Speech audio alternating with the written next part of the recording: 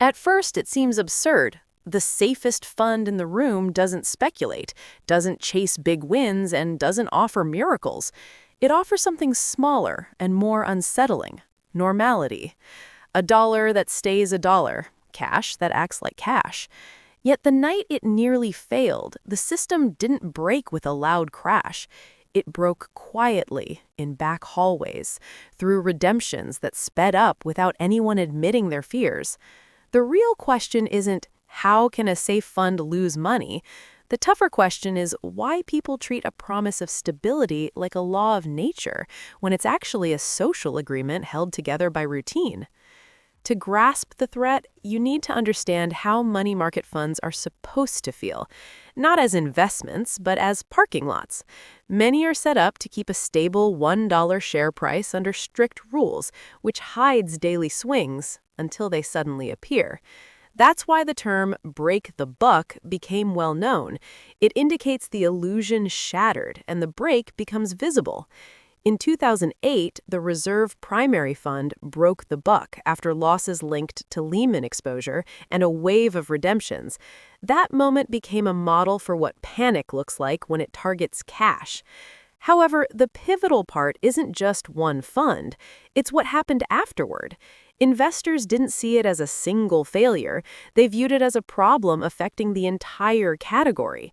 If one fund that acts like cash can fail, then any fund relying on quick liquidity can also be tested. This is the hidden mechanism. The assets in money market funds are short-term and usually high quality, but high quality doesn't mean they can be sold immediately in a crisis.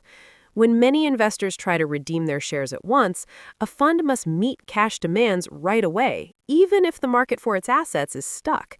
The more people believe others will flee, the more rational it becomes to run first. As a result, governments and central banks learned a harsh lesson. The system needs safety nets, not because every asset is toxic, but because the structure is fragile. In 2008, the U.S. Treasury announced a temporary guarantee program for money market funds, clearly linked to the fear of breaking the buck.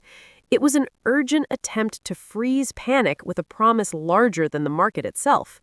Meanwhile, the Federal Reserve set up liquidity facilities like the AMLF to help money market funds meet redemptions by allowing banks to buy certain assets from them, providing a buyer when buyers vanished.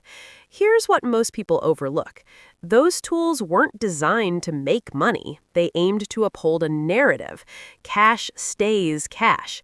Once cash becomes doubtful, everything tied to cash becomes questionable too. This impacts payroll decisions, corporate funding, everyday treasury management, and the unseen deals between institutions that rely on dollars being convertible to dollars without issue. Scholars describe the 2008 event as dynamics of runs within cash-like pools.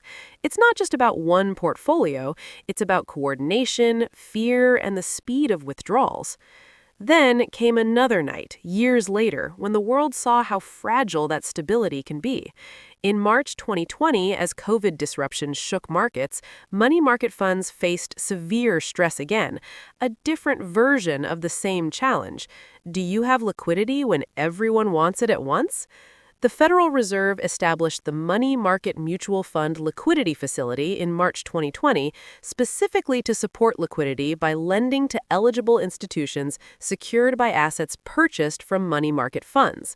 The setup was described as akin to the 2008 AMLF, since the potential for failure was similar. Now the puzzle deepens. If these funds are safe, why do they need emergency facilities? Their safety is partly engineered, partly regulated, and partly performative. The stable $1 makes people treat it like cash.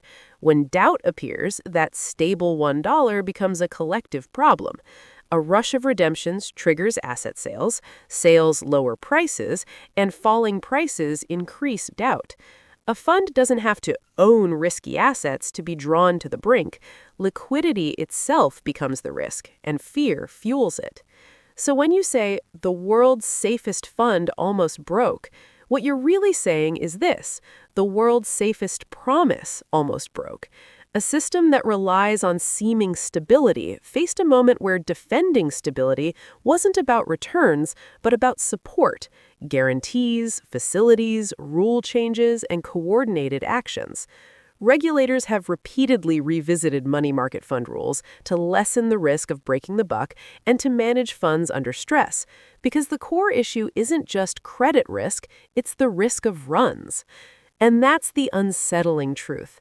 The danger isn't a villain lurking in the portfolio, it's the chance that the safest part of finance remains safe only because everyone chooses to see it that way, until they don't.